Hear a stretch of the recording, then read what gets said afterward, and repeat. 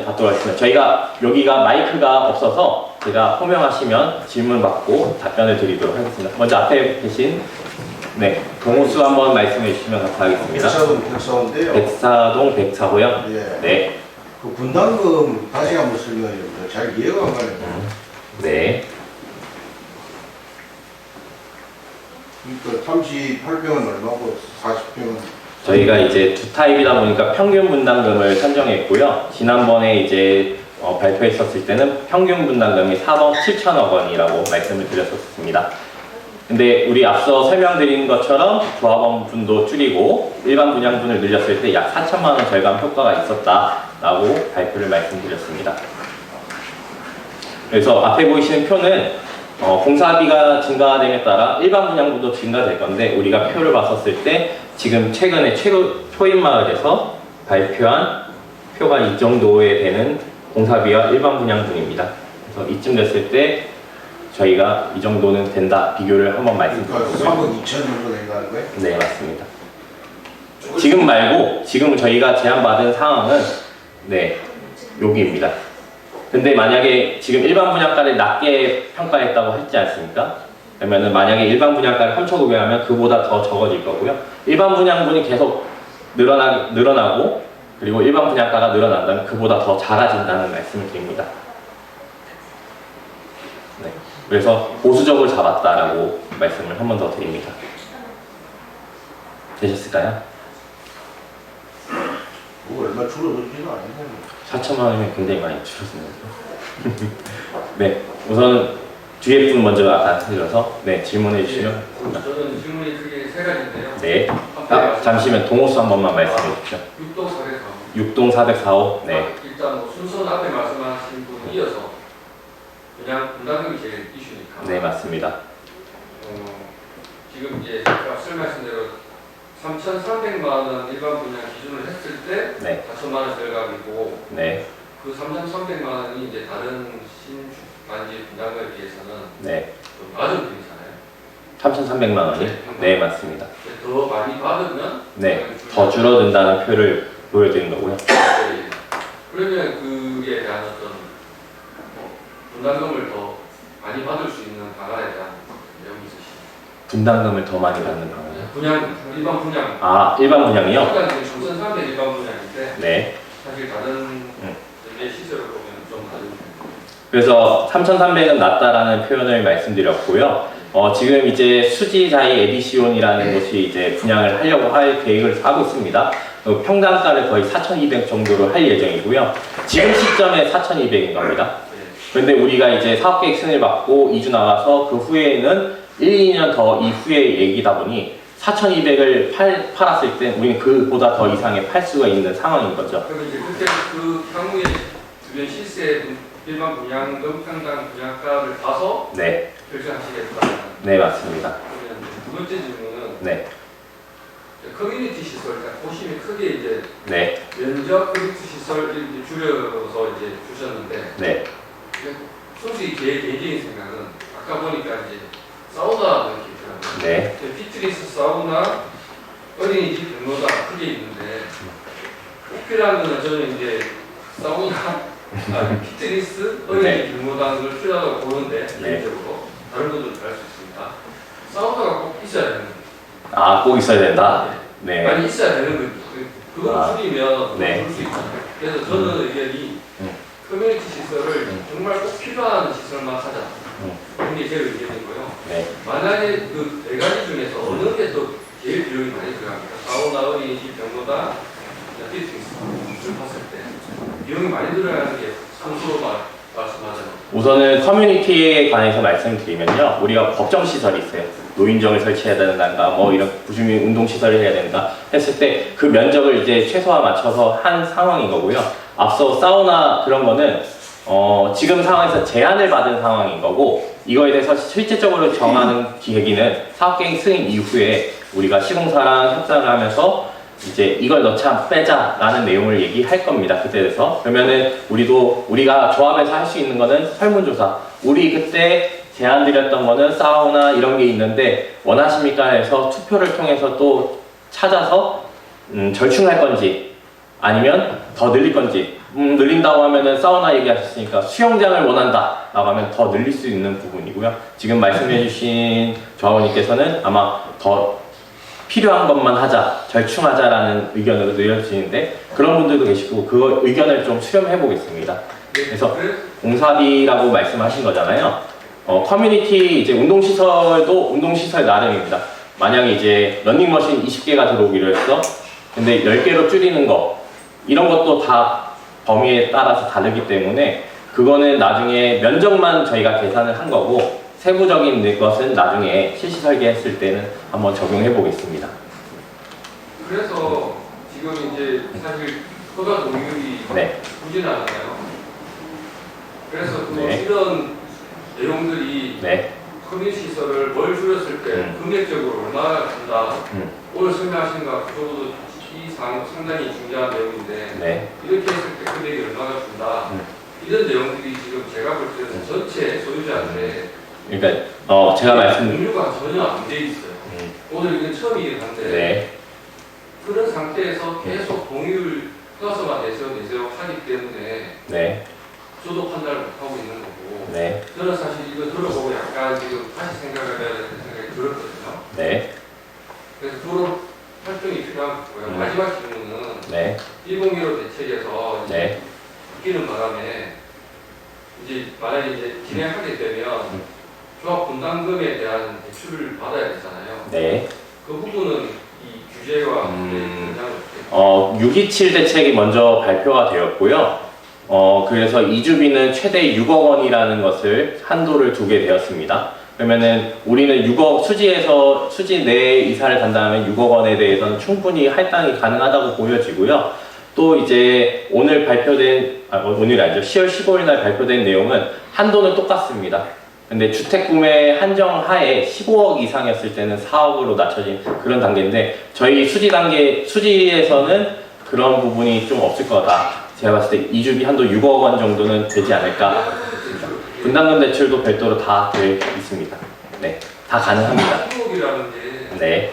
현재 시세는 그 이야기만 지금 이제 홍보하실 때는 리모델링 후의 시세가 20억이라고 홍보하셨잖아요.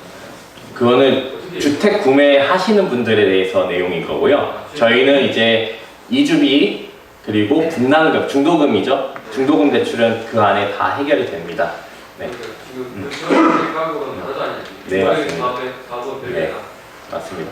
만약에 지금 질문하신 분께서 서울집을 15억짜리를 산다라고 했을 때 가정인 거고요.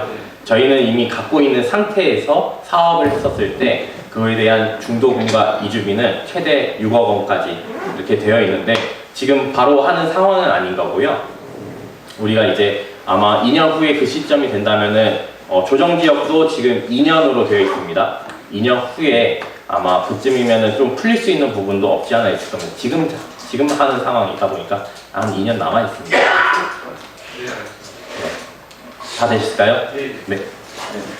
그 첫 번째 질문을 드리면 네. 그 층고도 굉장히 중요한 부분이거든요. 네, 맞습니다. 왜냐하면 재건축 아파트와 리모델링 아파트가 있을 때 리모델링을 좋아하지 않는 이유는 층고가 낮고 답답하다, 동굴형이다 이런 것 때문에 그렇거든요.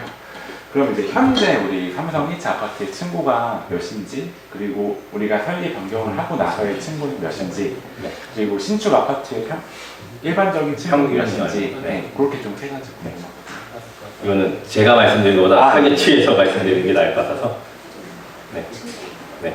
말씀해 주시겠어요?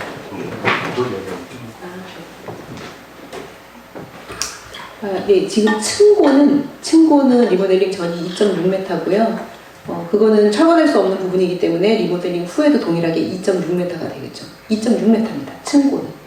그럼 이제 보통 이제 새로 뭐 수지자리 에디션 이렇게 신축 아파트를 지을 때는 층고가 몇 정도 되나요? 지금 현재 상황에서는 보통은 뭐 2.8, 적게는 2.8 아니면 2.85까지 가는, 이제 서울이나 뭐 이런 데에서는 2.85까지 가는 데도 있는데 아직까지는 2.8입니다. 네. 그럼 혹시 우리가 이 설계를 변경하면서도 층고를 좀 더 높일 수 있는 그런 방안이 없습니다. 네. 왜냐하면 리모델링이라는 것 자체가 기존 골조를 유지한 채로 하는 거기 때문에 그 골조를 슬라브도 슬라브잖아요. 이거를 철거를 할 수는 없겠죠. 그래서 할 수 없습니다. 그래서 할 수 있는 게 그럼 최대한 할 수 있는 건 이제 우물형 천장을 만든다거나. 네, 맞습니다. 그리고 두 번째로 저도 앞에 말씀하신 분이랑 조금 비슷한 의견을 갖고 있는데 커뮤니티 시설은 당연히 많으면 많을수록 좋지만 이것을 이제 우리가 만드는 데도 비용이 들어가고 만들고 나서 이거를 운영하는 것도 이제 관리비나 이렇게 비용이 들어가는 거기 때문에 뭐 사우나라든가 아니면 라운지, 특히 사우나 같은 경우에는 물을 계속해서 이용을 해야 되고 계속 청소를 해야 되기 때문에 관리비가 많이 들어서 만드는 비용도 들겠지만은 이걸 실제로 만들고 나서도 비용이 많이 들어가니까 운영을 그냥 중단해버리는 사례도 있거든요. 그래서 반드시 필요한 것인지. 그리고 라운지에 대한 경우도 아까 보니까 이제 1층에 웰컴 라운지가 있고 이제 상부층에 스카이 라운지가 이렇게 있는데 우리가 실제로는 이제 집에 거주하지 라운지에서 거주하지는 않잖아요. 뭐 잠시 이용하는 정도니까 이렇게 라운지가 꼭 반드시 중복되게 만들 필요가 있을까? 그리고 이런 부분들이 만약에 좀 더 비용을 좀 더 절감할 수 있는 요인이 있지 않을까? 뭐 그렇게 좀 의견을 드리고 검토를 해주셨으면 좋겠고 이런 커뮤니티 시설을 나중에 막 설문조사 같은 거 하신다고 했는데 이제 뭐 그런 부분을 통해서 좀 더 취합을 하고 좀 정리되면 좋겠습니다. 네, 그거는 사우나는 법정 시설이 아니라서요. 그거는 추후에 충분히 변경 가능합니다. 그리고 아까 전에 그 이제 일정표를 한번 그 보여주셨었는데 뒤에서 네. 그 이제 현재 우리가 이제 26년에 총회를 해서 이제 27년 하반기에 빠르면 2주가 가능하다라고 있는데 네. 이때 이제 설계 변경한 대로 할 것이냐 기존한 대로 할 것이냐에 대한 이제 투표를 거친다 했잖아요. 네, 맞습니다. 그래서 우리가 설계 변경하면 더 좋아서 이거대로 가고 싶다라고 하면 네. 다시 이거에 대한 심의를 받아야 되는 건데 네. 그 경우는 저 27년 하반기 2주 하는 게 아니라 추가적인 시간이 더 걸리는 거죠? 네. 위에는 이제 말씀하신 것처럼 기존 안으로 그대로 갔었을 때 내용이고요. 정기총회에서 이제 의결해서 설계 변경안을 바꾼다라고 하면은 이제 건축 심의를 한 번 더 받아야 될 부분이 있을 겁니다. 그래서 투트랙이라고 말씀드린 게 바로 접수해서 진행할 수 있게끔 준비하겠다는 내용이었습니다. 그럼 설계안이 변경돼서 심의를 추가로 받으면 기간이 어느 정도 늘어난다고 보시나요? 기간은 그렇게 생각보다 많이 늘어나지 않을 거고요. 한 3-4개월 안에 끝날 3-4개월. 네. 네, 말씀해 주세요.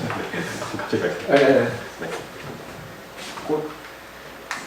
수지 보온 아파트라는 게 초입 마을 같은 경우에도 기존 건축 심의 안으로 동의서를 다 받고 2개월 정도 굉장히 빠르게 이제 2개월 정도 나오는데 동의를 받고 이제 허가를 진행하면서 수지 보온 아파트라는 초입도 동일하게 우리랑 규모는 좀 다르지만 건축 심의를 다시 받았습니다.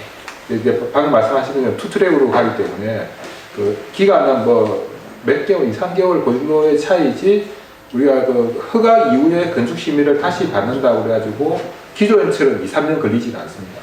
그래서 우리가 이 건축 심의 변경안이 아무리 좋다고 그래도 리모델링 현재 건축 심의 기준으로 허가를 받고 진행하는 게 굉장히 비용과 기간이 효율적입니다.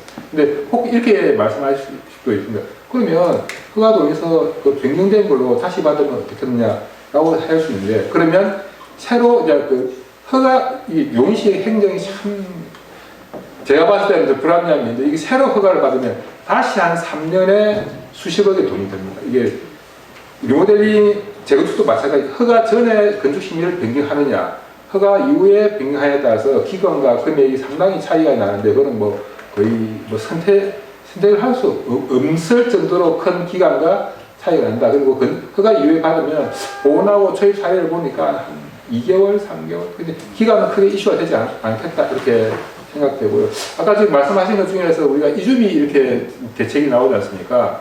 그래서 15억 이하 6억이라고 그러는데, 우리 조합원 이주비는 종전 평가 금액의 기준으로 나옵니다. 우리가 지금 현재 가지고 있는 자산이 예를 들어서 9억, 10억이다. 10억이다라고 하면 10억의 LTV 60%니까 6억이 되겠잖아요. 우리가 분담금을 내고 조구 자산이 20억이 되었으면 대출 안 될 거냐? 그게 아니고, 그건 일반 분양 받는 사람들이고, 이제 조합원은 종전에 현재 기준으로 하기 때문에 지금 뭐 최근에 그 49평 기준으로 한 10억 정도에 거래된 걸로 보여지는데 아마 이제 집값이 오를 걸로 예상이 됩니다. 근데 이게 뭐 우리가 이주 나가기 전에 15억 넘지는 안 할 거라고 보고, 그러면 뭐 이주비를 우리가 뭐 법률적으로 풀어내서, LTV 60% 내서 이제 뭐 조달하는 건 크게 이슈가 없겠다라고 제가 추가적으로 설명을 드리겠습니다. 일가구 2주택인 경우에도 동일하게 대출이 되는 거예요? 네, 그건 현재 좀 이슈가 있습니다. 정부 정책에 의해서 다주택자는 규제가 되기 때문에 그건 조금 더 봐야 될 것 같아요. 지금 제가 말씀드린 건 1가구 1주택인 거고, 그래서 지금 보온이랑 초입 같은 경우에도 다행히 좀 빠르게 이렇게 진행돼서 다주택자 규제가 비껴갔는데, 그건 뭐 현재 기준으로 좀 다주택자는 조금 고민을 하고, 그건 별도로 나중에 시공사랑 좀 협상을 해야 될 것 같습니다. 그건 지금 말씀드리기 좀 어려운 상황입니다. 아무튼 규제는 있다, 이렇게.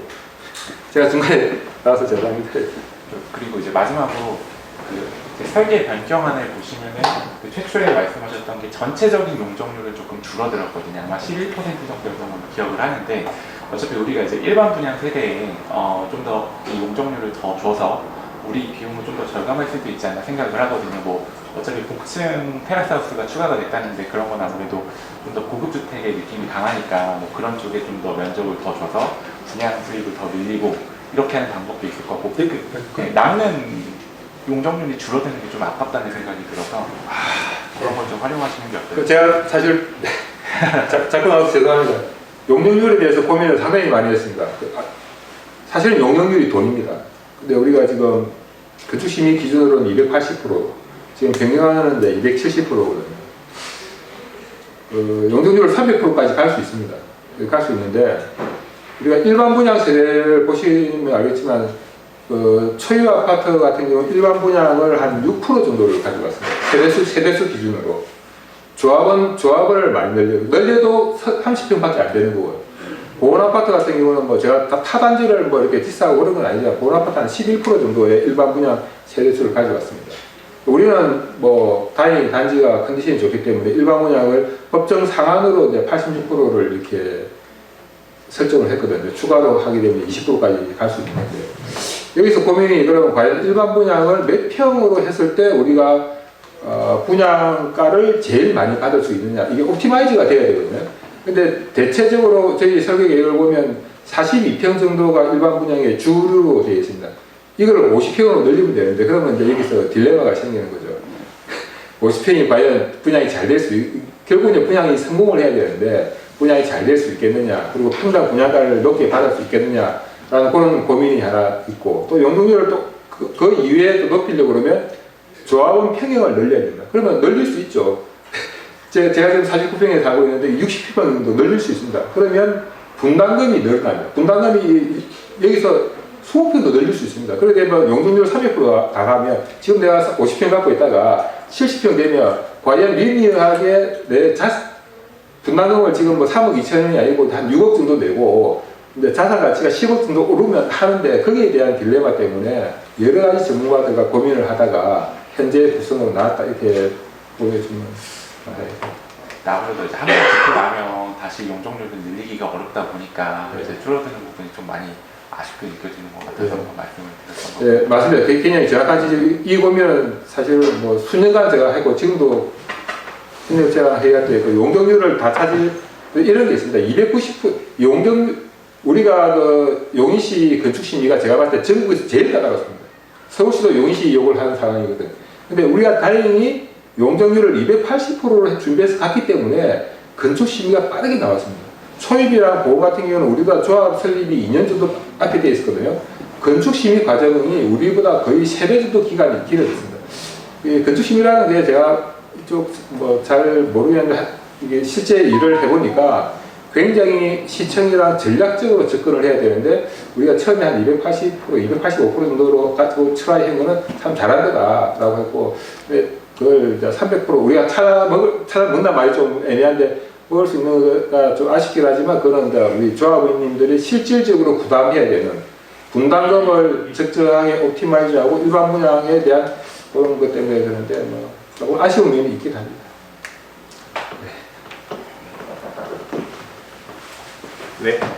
질문해 주세요. 네, 끝났어요. 뒤에. 네, 질문해 주세요. 좀 전에 친구가 2.6m라고 하셨는데, 그건 뭐 건축상 친구인 것 같고, 저희가 실제 입주민이 느끼는 건 바닥에 천장까지 있잖아요. 그게 지금 저희가 사는 데는 한 2.2m 정도 나오는 것 같은데, 리모델링을 하게 되면은 뭐 당연히 시스템 에어컨 들어갈 거고, 천장에 뭐 소방법상 뭐 배관도 추가가 될 건데, 그렇게 되면은 리모델링 후에 저희가 실질적으로 체감하는 높이는 얼마예요? 네, 지금 그걸 천장고라고 하는데요. 네, 천장고가 지금 현재는 2.3m입니다. 2.3m고 말씀해 주신 것처럼 천정 속에는 저희가 뭐 각종 설비랑 시스템 에어컨이 들어가겠죠. 근데 그 시스템 에어컨이랑 설비가 기존에서 저희가 이제 이렇게 있으면 요만큼을 일률적으로 지금처럼 뭐 일자 천정으로 가는 게 아니고요. 우물형 천정이라고 하죠. 우물형 천정을 둬서 가운데는 가장 넓게는 2.3m로 하고 테두리 쪽으로 2.15m 정도를 해서 그러면은 가운데보다 지금 15cm가 더 낮게 되겠죠. 그쪽으로 배관이 돌아가게 됩니다. 그래서 가운데 저희는 리모델링 후에는 우물 천장형 천장고를 하면서 높은 부분 가운데는 가장 넓은 부분은 2.3m 그리고 방의 테두리 쪽으로는 2.15m가 되겠습니다. 모든 방에 우물이 되는 거고. 네. 그러면 지금 사는 거랑 천장고가 거의 차이가 없다는 말씀이시죠? 평균치로 따지면 가중 평균으로 하면 조금 낮겠지만 예, 가운데 부분에 대해서는 동일하다고 보시면 됩니다. 저희 친구도 물어볼게요. 2.15라고 지금 얘기하시잖아요. 네. 그 2.15가 되는 게 그냥 저희가 천장을 딱 봤을 때 어느 정도 들어가는 거죠? 그 면적이라고 되나? 이쪽이 가운데 이 길이 이 가로 폭을 그렇죠. 말씀하시는 거잖아요. 네. 네. 단순히 한 요 정도만 이렇게 불러주는 거지. 네. 왜냐면 가운데 친구가 2.3이라고 하더라도 우리가 느꼈을 때 2.15가 이만큼이 되면 그게 되게 낮게 느껴지고. 예, 굉장히 날카로운 질문을 해주셨습니다. 예, 그 부분은 설비가 가는 라인이기 때문에 사실은 그냥 설비가 가는 곳과 시스템 에어컨이 가는 자리는 또 다르잖아요. 우리가 이걸 방이라고 했을 때 이쪽으로 시스템 에어컨이 전체가 돌아가는 건 아니잖아요. 시스템 에어컨은 분명히 저쪽 거실이 있으면 거실 창 쪽, 이쪽에 설치가 되는 거기 때문에 그쪽 부분 같은 경우에는 시스템 에어컨 들어가면 보통 뭐 이거는 제가 전문 설비가는 아니기 때문에 저희가 설비는 또 전문가가 따로 있거든요. 그쪽 설비하고 이제 의논을 하고 나중에 배관 라인을 잡아서 결정을 하지만 그게 무슨 1m 뭐 이렇게 되지는 않습니다. 60cm 뭐 이 정도만 되는 걸로 보시면 됩니다. 그리고 그 폭은 동일하지 않아요. 이쪽이 있으면 그냥 배관만 지나가는 소방 배관만 지나가는 곳은 더 좁고 그리고 소방 배관이 아니라 시스템 에어컨이 있는 쪽은 조금 넓고 하기 때문에 동일하게 막 갑자기 막 60cm가 다 돌아가는 게 아니고 이쪽은 어느 쪽은 30cm 돌다가 저쪽은 뭐 60cm가 나오는 곳도 있을 수 있고 80cm인 곳도 있을 수 있고 이렇게 부분마다 설비에 따라 달라질 수 있다고 보시면 됩니다. 그 부분은 저희가 나중에 사업계획 승인을 내고 착공도 있고 실시 설계할 때 저희가 천장 도면이라고 따로 나오거든요. 그런 천장 도면이 나올 때 그게 얼마큼 폭이 나올지는 그때 다 정해집니다. 이 청구 관련해서 전문가들 계시지만 그 리모델링 하면 뭐 극복할 수 없는 게 두 가지 있지 않습니까? 청고, 그 다음에 세대간 내력벽. 두 가지는 뭐 극복할 수 없는 현재 법적으로 안 되는 건데, 그래서 제가 지난해 11월 달에 아까 둔촌 포레라든지 포스코가 그 우물형 천장으로 해서 그 준공하고 이제 입주된 데를 실제 여러 군데 가봤는데 보통 보면 이제 우물 천장이 한 15cm 이야기하는데 지금 한 12cm 정도까지는 된다고. 내가 하도 말만 해서 실제 가보니까 현재 우리 아파트에 살고 있는 데랑 그 생활 환경은 차이가 없어 보였습니다. 없어 보이고 당연히 이렇게 뭐 전문이 말씀하신 것처럼 뭐 사이드로 이제 배관이 들어가고 있는데 배관이 뭐 우리가 아까 말씀하신 뭐 이런 거 뭐 1m 뭐 70cm 아니고 한 요 정도인데 제가 그냥 뭐 조합장으로서는 아니고 제가 진짜 여기서 살면 어떻겠냐라고 봤을 때 현재랑 저는 개인적인 감성적으로는 차이가 없게 느껴졌다. 우물 천장이 라고 하는데 이게 이야기하면 너 거짓말하는 거 아니냐라고 할 텐데 실제 실사를 한번 가보시면 아마 제 말이 틀리지 않았다는 걸 알 수 있을 겁니다. 둔촌포레 같은 경우에 뭐 포스코에서 했다지만 현에는 뭐 더 기술력이 우수한 기업이고 그래서 제가 그쪽 담당자랑 이야기해보니 초창기에는 우물 천장이 한 15cm, 기존에 이제 청구랑 이런 사이드랑 15cm 정도였는데 지금 한 12cm 정도, 11cm 정도로 계속 줄이는 것이 기술을 개발하고 있다라고 하는데 그건 제가 확인을 못한 상황이고 그래서 제가 뭐 순전히 개인적인 제가 감정으로 우물 천장에 대해서는 우려할 바는 아닌 것 같다라는 게 저는 개인적으로 그렇게 생각을 가지고 있습니다. 그리고 진행되는 일정에 관한 건데요. 최근에 제가 매매를 해가지고 기존의 히스토리는 잘 모르겠는데 지금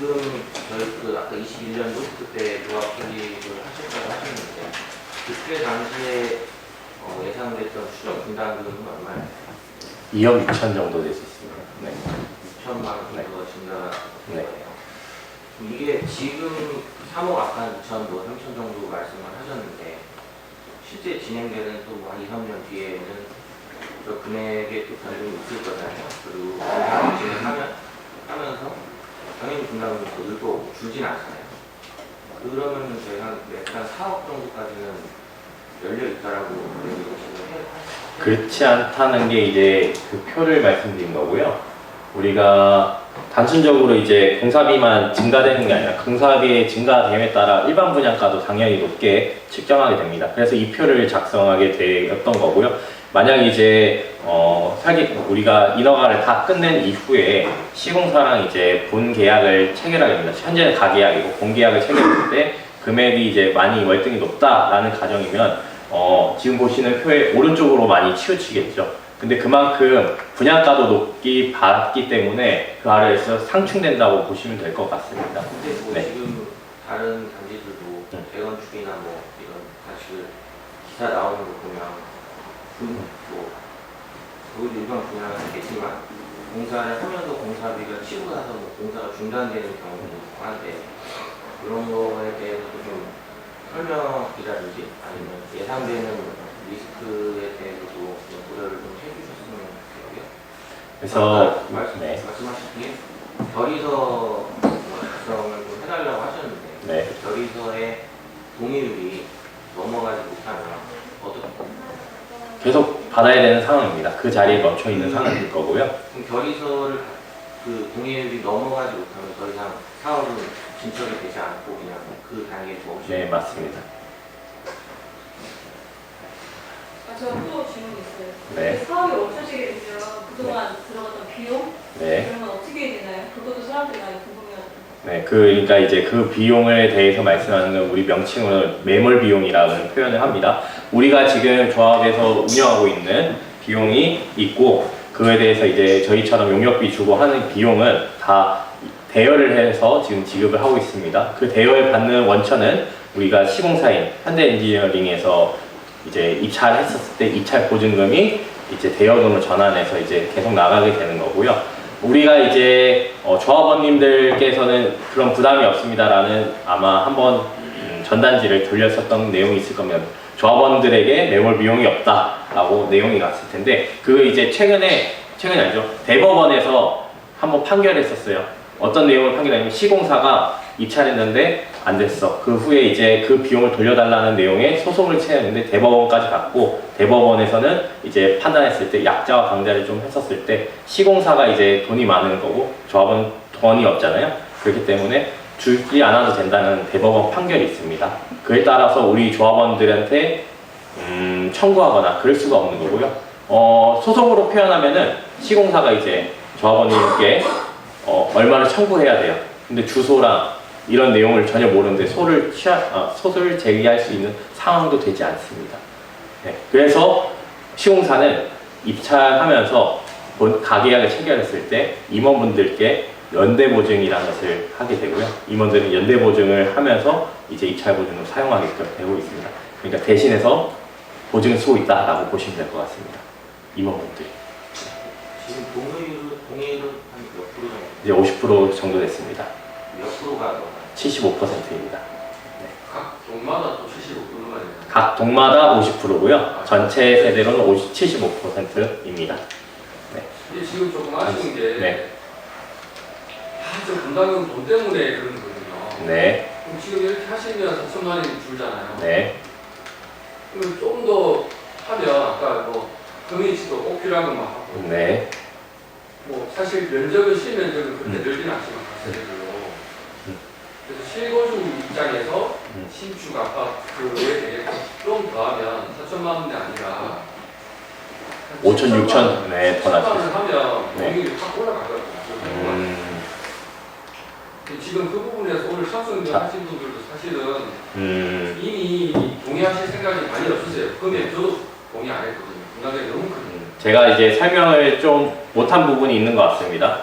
앞서 말씀드렸던 4천만 원이라는 기준은 공사비도 똑같고 우리가 권리변동 계획안에 했었을 때 일반 분양가 3,300만 원 이걸 동일했었을 때 내용이라고 말씀드렸고요. 우리 지금 인근 단지가 4천만 원에 팔려고 지금 한 계획으로 했었을 때 4천만 원이면 그보다 아까 말씀해 주신 거 3천, 4천 더 낮춰줄 수 있는 부분이 있습니다. 그 부분을 제가 제대로 설명드리지 못했던 부분인 것 같고요. 우선은 우리 기준에 대해서 말씀을 드린 거고 아까 우리 아직 정해지지 않은 일반 분양가를 더 높게 한다면 그보다 이상 그리고 저희가 봤을 때 보수적이라 말씀드린 것처럼 보수적인 금액이 4천만 원을 줄일 수 있는 방안인 거고요. 제가 말씀드리는 거는 네. 그 외부적인 분양가에서 분양가는 저희가 할 수가 없어요. 네. 나중에 일어나는 일이지만 모르는 거잖아요. 부동산 시세에 따라 경기에 따라서. 하지만 우리가 제가 할 수 있는 것은 지금 오늘 발표하신 면적을 줄인다든지 국민시설 하다든지 그거는 저희가 할 수 있는 거죠. 네, 그렇죠. 네. 여기서 벌써 4천만 원이 절감됐다는 이야기는 네. 좀 더 하면 그 안에 더 할 수 있죠. 절감될 수 있다는 네. 생각은 저는 들거든요. 근데 이제 까지를 해주십사 아, 네. 알겠습니다. 그렇지 않으면 75% 전체 75%가 문제가 아니라요. 각 공별로 50% 던지는 거예요. 전혀 지금 그렇습니다. 네. 그러니까 분담금이 우선이었다 보니까 그런 내용을 말씀해 주신 거고요. 그래서 설계가 이제 지금까지는 알겠습니다. 무슨 말씀인지. 만약 이제 구성하기 나는 차이인 것 같습니다. 부동산 시장이 좋아서 일반 네. 분양가가 뭐 4천이 될 거다. 이거는 그냥 아주 그렇게 되면 좋은 네. 거고요. 네. 알겠습니다. 네. 네. 말씀해 주십시오. 103동 103동 1003호. 네. 오늘 그 설계 변동에 따라서 좀 말씀도 그렇고 현재 기준으로 봤을 때 3,300이라는 일반 분양금을 네. 뭐 3,800이든 3,900이든 그 보험가치 4,200이든 네. 그 기준으로 했을 때 얼마가 설계 변동을 했을 때 용적률을 낮추었어 4천만 원이 아니고 그보다 조금 더 해서 준다 현재 기준으로 그렇게 알려주시면 그 다음에 1년 뒤에든 2년 뒤에든 변동이 됐을 때는 또 그렇게 해서 알려주시고 인근 보험과 초입이 지금 다 끝났으니까 거기에 분담 부분은 얼마인데 지금 우리는 얼마가 된다 하면 그 기준으로 조합원들이 각자 판단할 수 있을 거라고 보이거든요. 그 금액을 지금 현재 기준으로 그거라고 다시 한번 이야기를 해주시고 보험과 초입에 대한 비교도 다시 한번 설명을 해주시면 그 이해가 잘 될 것 같습니다. 네.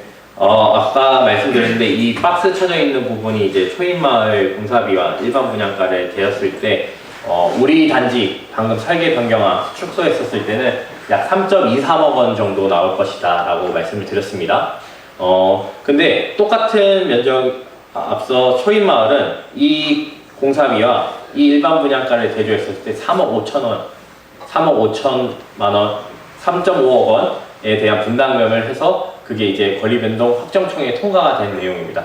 거기는 30평형대였을 때 3.5억이고요. 저희는 40평형 그리고 50평형 했을 때 3.2억 원이요. 그래서 저희가 더 낮죠. 평수가 더 큰 상황에서 평당가로 했었을 때 저희가 훨씬 더 낮게 나왔기 때문에 제가 앞서 말씀드린 것처럼 좀 더 리모델링에 대한 사업성이 더 크다.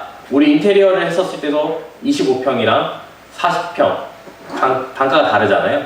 했었을 때 똑같이 평당 100만 원이면 2,500에 할 수 있는데 우리 4천만 원 해야 되는 그런 상황이잖아요. 그런 비교를 따졌을 때는 저희가 훨씬 더 경제성이 있을 거다라고 말씀을 드렸던 내용입니다. 네. 분담금하고 커뮤니티에 대해서 내가 좀 추가로 말씀드리겠습니다. 커뮤니티는 뭐 법정 필수 시설이 있고 뭐 우리가 선택할 수 있는 부분이 있는데 뭐 아까도 우리가 예시로 뭐 헬스장, 뭐 사우나 이렇게 예시를 보여드리는데 커뮤니티는 우리가 그 정도 면적을 잡았다라고 생각하십니다. 사우나를 넣겠다가 아니고 왜냐면 그냥 면적을 뭐 1000평 잡았다 이러면 너무 이렇게 추상적이지 않습니까? 그래서 면적을 잡았다라고 되어 있고 나중에 그 커뮤니티에 무엇을 넣을지는 앞으로 이제 논의 과정에서 충분히 변경할 수 있기 때문에 사우나를 넣는다고 지금 확정된 건 아니다는 거고요. 그러면 커뮤니티를 더 줄일 수 있죠. 말씀하신 것처럼 커뮤니티를 아예 그 법정 필수만 할 수도 있습니다. 그리고 주차장 저희들이 지금 1.6 세대당 1.6대 정도를 설계를 했는데 그 보온이나 초입 같은 경우는 뭐 1.3, 뭐 1.27 이렇게 주차장 줄일 수 있습니다. 주차장 만약에 지금 1.6이라는 것은 수지 리모델링 단지에서 제일 높은 주차 대수를 확보를 했습니다. 줄일 수 있습니다. 그러면 분담금 말씀하신 것처럼 3천, 4천 줄일 수 있습니다. 과연 그렇게 됐을 때 우리가 애프터 이미지로 입주했을 때 그 중대형태에서 그래도 40평, 50평인데 상품의 가치가 계속 유지가 될 것인가를 고민을 해야 될 것 같습니다. 분담금에 너무 매몰되어가지고 그 분담금 줄일 수 있는 맥시멈으로 여기보다 더 줄일 수 있습니다. 그런데 과연 우리가 그 분담금이 이제 크죠. 2억, 3억. 누가 뭐 일반인들이 2억, 3억 통장에 쟁여놓은 사람 누가 있습니다. 그렇지만 우리가 입주했을 때 과연 그 가치가 있을 것인가 봐야 되는데 제가 작년도에 둔촌포레를 갔다 왔더니 둔촌포레가 처음에 시작할 때 그 엘리베이터도 직연결 안 하고 맞죠? 직연결 안 하고 분담금도 최소화하자는 목표로 갔는데 굉장히 좀 안에 세대 구성은 잘 돼 있어요. 세대 구성은 잘 되는데 그 이제 진행하면서 엘리베이터는 이제 설계를 바꿔서 직연결을 했고요. 커뮤니티는 거의 없는 상태입니다. 근데 지금 입주하신 분들이 그래도 이 정도는 있어야 되지 않느냐라는 의견이 많습니다. 그래서 그 정도로 생각했을 때 현재 제가 우리 아파트의 어떤 평형이나 규모, 중대형이라는 어떤 가치에 그래도 좀 비슷하게 가려면 저 정도 커뮤니티의 면적이 있어야 되지 않냐라고 이렇게 해서 했다 이렇게 이해해 주시면 되고 만약에 정말로 분담금이 절대적으로 맨데트로 첫 번째로 뭐 중요하다면 더 줄일 수 있습니다. 1.3으로 주차장 줄이고 이게 과연 그거는 좀 생각해 볼 필요다 이렇게 말씀을 드려야 될 것 같다. 그래서 그런 고민에 의해서 나왔다 이렇게 말씀드리고 분담금 테이블도 마찬가지입니다. 우리가 일반 분양가는 지금 사실 냉정하게 우리가 이 사업이라는 게 저도 그렇고 조합원님들은 투자자고 이게 우리가 조합의 출자자지 않습니까? 냉정하게 일반 분양은 지금 사실은 생각해 볼 필요가 없는데 우리가 그래도 동의를 하고 하는 과정에서 이제 분담금이 얼마나 예측을 해야 됩니다. 이거 뭐 추정이라는 게 붙어 있지 않습니까? 조합 사업은 재개발 재건축도 마찬가지고 최종 분담금은 입주할 때 결정이 되는 겁니다. 그거는 뭐 구조적으로 어쩔 수 없는 거고. 제가 3,300을 일반 분양을 권리변동해서 이렇게 예시를 잡은 걸 왜냐하면 우리가 너무 크게 장비비 미래를 가지고 일반 분양 4,200에 하겠습니다 이렇게 하는 것보다 주위에 진행되는 것을 추진해서 보면서 비슷한 시장에 가야 되는데 너무 보수적으로 잡았다는 걸 제가 조금 후회를 하고 있긴 합니다. 근데 지금은 우리가 권리변동 계획에 공사비 683만 원은 계약에 의해서 나온 거고 분담금은 사실은 수지 지역의 리모델링 단지 중에서 제일 낮게 잡았습니다. 우리가 그 권리변동 계획에 보면 보온이나 초입 같은 경우는 3,600, 3,700, 어떤 데는 3,900도 이미 과거에 잡아 적이 있는데 이거 제가 봤을 때 이게 숫자 노름입니다. 다 아시잖아요. 제가 만약 권리변동 계획에 3,300이 아니고 이 표가 보는 것이 3,900에 그 일반 분양을 계획안을 잡았다고 그러면 분담금 3억 이하로 나옵니다. 저는 이게 숫자 노름이라고 봐서 잡았는데 두 가지가 있는 거죠. 우리가 상품성을 잘 만드는 것하고 일반 분양가 두 가지인데 일반 분양은 제가 지금 봤을 때 우리가 아까 말씀드린 우리 토부에서 책임님이 말씀드린 계획대로 가서 분양을 한다라고 그러면 제가 생각에는 한 4,000 수지는 4,500 이상은 이미 뉴스에도 많이 나왔고 공사비 올라가 있죠. 근데 그 만약에 공사비 올라가고 4,500이면 이제 이 자리에서 말씀드리고 싶은 건 저기 왼쪽 11시 방향에 있는 그 추정 분담금이 대각선으로 선형적으로 증가하지 않을 것인가 라는 추정을 해봅니다. 그래서 지금 뭐 공사비가 증가되고 또 뭐 둔촌중공처럼 공사하다가 사업 중단되는 거 고민스럽죠.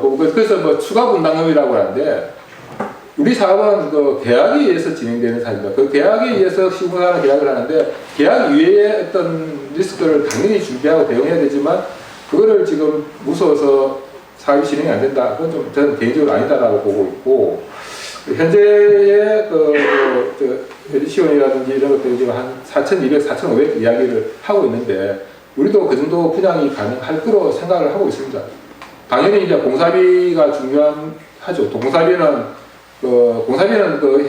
공계약 협상은 허가 리모델링 사업 구조적으로 리모델링 우리가 허가를 받고 그 허가 도면을 가지고 이제 뭐 공사비 협상을 해야 되는 거고 그때는 뭐 다행히 최근에 이제 그 부동산 대책에도 부동산 의회에서 그 검증 프로세스를 넣겠다라고 해서 당연히 검증하면서 하고 있는데 생각하는 만큼 지금 현재 우리의 사업성 20%의 일반 분양하는 사업성이면 현재 기준에서 크게 그렇게 뭐 한마디로 드라마틱하게 에스컬레이션이 되지는 않을 거다라는 게 저희 개인적인 이제 뭐 바람이고 추정이긴 합니다.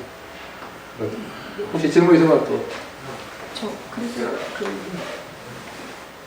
최근에 이전에 사시던 분이 동의서를 제출을 하셨는지 안 하는지를 제가 모르거든요. 그걸 혹시 확인할 수 있는 방법? 네, 조합에 연락 주시면 별도로 월요일날 네. 전화를 주시면 그럼 확인해서 말씀드리겠습니다. 만약에 이전 분이 동의서를 제출을 하셨으면 제가 그걸 철회를 할 수가 있나요? 가능합니다. 네, 철회 좀 더 민감한 질문, 제 입장에서 민감한 질문인데, 그런 게 가능한 건지? 예, 법적으로 가능합니다. 예. 세대를 분리하게 되면 1가구 2주택이 되는 걸로 알고 있는데 그 부분에 있어서 소유주분들한테 1가구 2주택에 대한 뭐 나중에 가치가 올라가게 되는 세금 문제도 지금 대형 평수를 1+1에서 나누었을 때 말씀이실까요? 네네. 그러면은 하나만 주택을 소유하게 되는 거고요. 네. 하나는 재개발 재건축에 1대1이 아니고 그 1가구 2주택이 안 됩니다. 1가구 1주택이고 해당 상황, 그거는 우리는 해당 상황. 예. 여전히 세대 분리를 하더라도 1가구 1주택. 네, 마지막 뒤쪽에 101동 1400번 안원식이라고 합니다. 저기 그 관리시험도 저 테이블 있잖아요. 분담금 테이블. 저게 우리가 지금 JDS 기준으로 그 15%, 그러니까 86세대를 기준하는 건가요? 아니면 이번에 1+1 해가지고 1+1은 포함되지 않았습니다. 네. 그럼 예를 들어 그걸 포함하게 되면 대략 어느 정도 될지 좀 그런 것을 이제 그 부분에 있어서 이제 감정평가 의뢰를 했는데 감정평가도 이제 1+1 이 내용에 대해서 처음이라서 아직 검토 중이라서 이번 발표에는 못 넣었지만 다음 설명회 하게 된다면은 제가 이제 그 20%죠 9%한 그 부분에 대해서는 더 추가적으로 설명을 드리도록 하겠습니다. 왜냐하면 네. 지금 많은 그 조합원들이 지금 질문 나오는 대부분이 우리가 분담금이신데 네. 그게 지금 설명하신 것 쭉 이해하다 보니까 물론 저도 그쪽에 관여하고 있지만 좀 두 가지 포인트가 좀 제대로 설명이 안 된 것 같아요. 15% 기준으로 내가 86세대 기준으로 지금 이 가격이고 그게 20% 기준 그러니까 86 플러스 28이면 뭐 제가 산수를 잘못 때는 110몇 되겠죠? 네. 100몇 되겠죠? 그리고 그거 기준으로 하면 저거보다 그 28가구가 들어가는 만큼 떨어질 거 아니에요. 네. 그냥 조금 전에 조합장님 말씀대로 그 1+1 하게 되면은 그 다른 조합원님도 좀 전에 질문하셨는데 1가구 1주택에서 벗어나기 때문에 일반 분양을 해야 되는 걸로 대략 알고 있어요. 아직 원칙을 안 정해져 있겠지만 지금 1+1이라 해서 두 채를 갖는 것이 아니고요. 한 채만 선택하게끔 되어 있습니다. 그렇죠. 예. 네. 그래서 말씀드리는 거예요. 네. 그럼 한 채만 선택하게 되면 넓은 걸 선택하고 좁은 걸 선택하는 경우도 있겠지만 넓은 걸 선택하고 가정하고 네. 그리고 좁은 걸 갖다가 예를 들어 일반 분양을 해야 된다는 얘기는 우리 조합원 그 가구 입장에서는 수입이 되는 거고 우리 조합원들 입장에서도 결국은 그게 분양이 떨어지는 효과가 발생하잖아요. 그만큼. 네, 맞습니다. 그럼 그런 거에 대한 설명이 지금 물론 그 정부 발표가 나온 지 얼마 안 됐기 때문에 그런 준비가 안 돼 있었다면 아마 많은 분들이 다 이해를 하실 거예요. 시간적인 그 제한 때문에 그렇습니다. 근데 지금 설명하시는 입장에서는 지금 많은 분들이 지금 기대하고 있는 것은 분담금 이슈가 그건데 분담금을 따질 수 있는 그 중요한 포인트 두 개가 아까도 계속 말씀하셨듯이 우리가 그 분양 가격이 3,300이라는 굉장히 그 보수적이다. 낮게 돼 있다는 거. 그거를 갖다가 예를 들어 확 올리자는 얘기가 적당한 수준을 봤을 때 예를 들어 어느 정도 나올지 예를 들어 지금 뭐 다른 데처럼 뭐 5원 4,200 이런 게 아니라 우린 평수가 크니까 예를 들어 3,700이나 뭐 3,800이라든지 그 정도 이상은 될 거라고 보고 있는 거거든요. 그래서 우리가 3,300보다는 높을 거라고 다들 기대하시는 거잖아요. 조합에서도 그렇게 기대하고. 그러면 조금 예를 들어 보수적이긴 하더라도 3,000 뭐 예를 들어 500 안 되면 3,700 이런 식으로 해가지고 비교 테이블을 놓고 설명을 하시면 저분들 입장에서 저를 포함해서 조금 더 현실적으로 저 가격이 와닿을 거 아니에요. 그러면 하나 확실하면 저 각 테이블에서 아마 3자가 아니라 3자 명문처럼 될 거예요. 그런 걸 갖다가 설명하시면 나중에 결과가 이러이렇게 올라갔다라는 걸 갖다가 합리적으로 설명할 수 있을 것 같거든요. 올라가더라도 한번 낮은 숫자를 보이고 올리는 것보다는 힘들기 때문에 저런 숫자를 보여준다는 걸 이해를 하지만 그래도 그 진실을 알고 싶어 하시는 분들이 내가 대략 얼마 정도 준다고 선을 생각해야 되는지 그런 기준, 레퍼런스 또 물가차로 올라가는 건 어쩔 수 없는 거잖아요. 거기서부터 왔다 갔다 하는 거죠. 근데 레퍼런스를 볼 수 있다는 건데 네. 그걸 갖다 너무 지금 빼놓고 하시는 것 같아요. 그래서 지금 계속 같은 질문만 나오잖아요. 네, 알겠습니다. 네. 101번 803호입니다. 지금 저는 밖에 나가서 거주 중이기는 한데요. 지금 저분이 말씀하신 거에 대해 그냥 생각을 말씀을 드리자면 분양가를 3,300이라고 된다고 쳤을 때 그 일반 분양할 수 있는 일부 부분 그게 10평 정도 된다고 아까 말씀하셨잖아요. 네. 그러면 그렇게 그냥 단순하게 생각하면 4억 3천원 나오겠죠. 네. 만약에 4억 1천에 그 분양을 한다 그러면 4억 원대로 될 것 같고요. 저는 그냥 그렇게 간단하게 생각하고 있습니다. 네. 예, 분양가가 4천 얼마나 나오는 거예요? 그 분양, 그 일반 분양가에 대해서 사실은 우리가 분담금이 아니고요. 정확하게 추정 분담금입니다. 이게 요걸 개념을 잘 이미 알고 계시겠지만 추정 분담금이기 때문에 제가 결론부터 말씀드리면 지금 일반 분양가를 예측하는 크게 의미가 없다. 그렇지만 우리가 뭔가가 진행할 때 대략적인 현상을 알아야 되니까 그걸 추정을 한 거고요. 그 권리변동 계획을 수립할 때는 작년 10월 달부터 우리가 10월부터 이렇게 논의를 했습니다. 그래서 좀 보수적으로 나왔는데 현재 수지에서 일반 분양에 대한 예측치가 뭐 각종 옆에 조합이나 이런 보면 4,100에서 4,200 정도로 이렇게 하고 있습니다. 그러니까 만약에 우리가 그 일반 분양을 4,000 정도로 이렇게 본다라고 하면 요 가운데 테이블하고 두 번째 테이블 사이에 있는 거죠. 공사비가 아무리 많이 이 테이블이 의미하는 것은 공사비가 아무리 많이 올라도 4,200이나 4,900을 받으면 그 분담금이 3억 2천에서 한 3억 3, 4천 될 거야를 보여주는 겁니다. 이게 현실이거든요. 그래서 이제 우리가 그 아까 조합님 중에 한 말씀은 큰 평형, 작은 평형에 대해서 이제 고민하시는데 지난번에 우리가 이 감정평가를 받아본 경우와 평균 분담금이 3억 7천이었고 작은 평형은 한 3억 5천대, 큰 평형은 3억 9천, 8천 얼마 이래 되는데 이 작은 평형하고 큰 평형의 분담금 차이 갭이 4천입니다.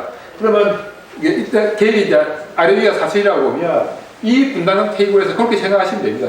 이 정확한 감정평가를 받아야 되겠지만 만약에 이제 소임이라고 두 번째 박스 친데 3억 2천이 분담금이다. 그러면 내가 작은 평형을 갖고 있으면 대략 한 3억 정도 분담금이 되겠구나. 큰 평형이 있으면 한 3억 4천 중후반이 되겠구나. 이 정도로 생각하시면 될 것 같고요. 아까 좀 조합님 말씀하신 것처럼 우리가 설명회를 잡고 구칠 대책이 나와가지고 거기에 대해서 감정평가라든지 긴박하게 자료를 조사를 했는데 정확한 숫자는 나오지 않았습니다. 그렇지만 우리가 일반 분양을 하거나 세대 보분하는 거에 한 11평 정도 되니까 뭐 한 3,500 정도 또는 작은 평이 투룸이니까 한 평당 3,000 정도면 11평이면 한 3억 3천 정도의 감소 효과가 있겠구나. 그래서 큰 평형을 가지신 분들은 아까 이게 뭐 두 번째 테이블에서 이 표에 의하면 이제 분담금이 한 3억 4천 정도면 한 3억 3천 정도는 내가 뭐 리턴이 되니까 그 정도 상세 효과가 내가 집을 좀 줄어들고 그 정도 리턴의 효과가 있지 않겠냐라고 추정하시면 좀 합리적이지 않을까라고 생각되고요. 다시 말씀드리지만 일반 분양가는 뭐 좀 냉정하게 이야기하면 숫자 노름이다. 우리가 일반 분양가는 조합과 시공자랑 조합원님들이 협의해서 최대한 높게 받을 수 있는 시점에 분양을 할 예정입니다. 우리 일반 분양이라는 게 굉장히 이게 정말 예술의 영역이라서 지금 그런 말씀드릴 수 없지만 분양이 시장이 가장 좋은 시점에 하기 때문에 지금 현재 상태로 간다라고 하면 일반 분양이 앞으로 한 4, 5년 정도 지나야 될 거고 그때 되면 최소한 일반 분양가가 4,500, 5,000 가까이 되지 않을까라고 조심스럽게 개인적으로 그렇게 생각을 하고 있습니다. 어느 정도 이해가 되시면 좀 보완 설명이 되셨는가 이렇게 보겠습니다. 혹시 또 다른 질문?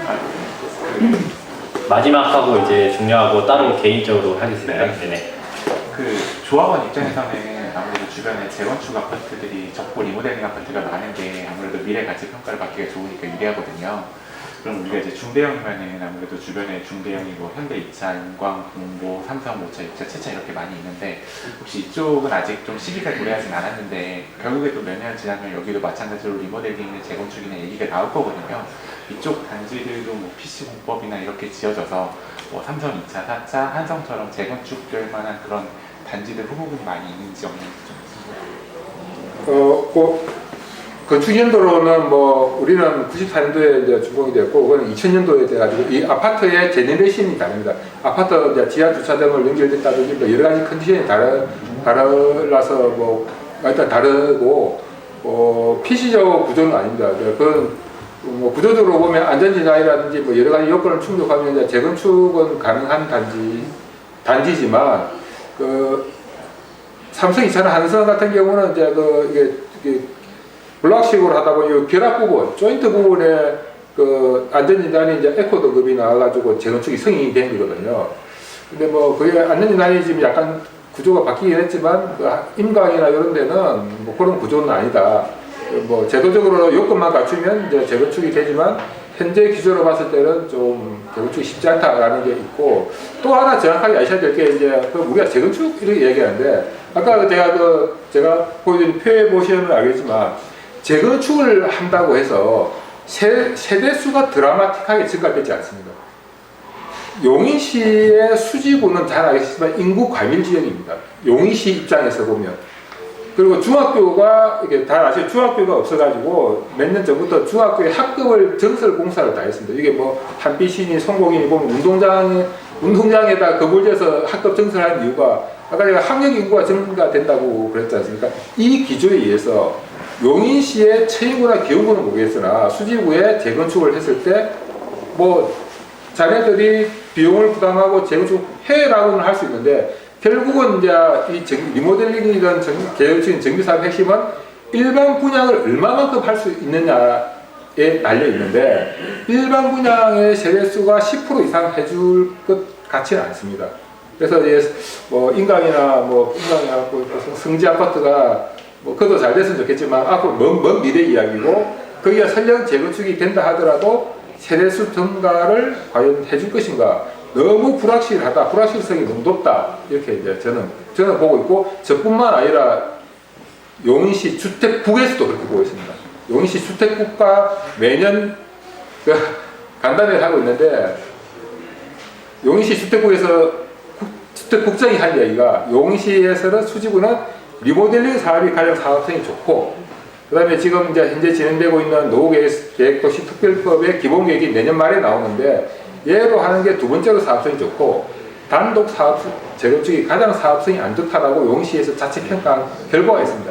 근데 우리가 리모델링이라고 그러니까 아까 말씀하신 청구의 문제라든지 매력백에 대한 거라든지 평형이 이런 거에 너무 매몰되어 있다 보니까 자꾸 가치가 하락할 것인가 아니라고 보는데 저는 이게 성파에 있는 둔출폴에 매수한다고 생각하고 하면서 가 보시길 권합니다. 실제 리모델링 아파트에 들어가 보면 우리가 생각한 것처럼 동굴 아파트의 구조 사실 우리는 또 24평을 길게 뽑은 게 아니라 기존의 베이스가 좋기 때문에 전혀 상관없는 거 청구의 문제인데 조합자 유영이가 무슨 말을 했는지 가보시면 아실 겁니다. 저는 그렇게 추천드리고 드리겠습니다. 오늘 소중한 시간 이렇게 내주셔가지고 감사하고 개인적으로나 여러 가지 필요하거나 궁금한 거 있으시면 언제든지 조합에 뭐 방문하시거나 전화 주시면 감사하겠습니다. 와서 저랑 이야기하신 분 알겠지만 뭐 2시간, 3시간 동안 뭐 충분히 서로 이야기 나누고 가니까 부담 없이 연락 주시면 감사하겠습니다. 네. 오늘 감사합니다.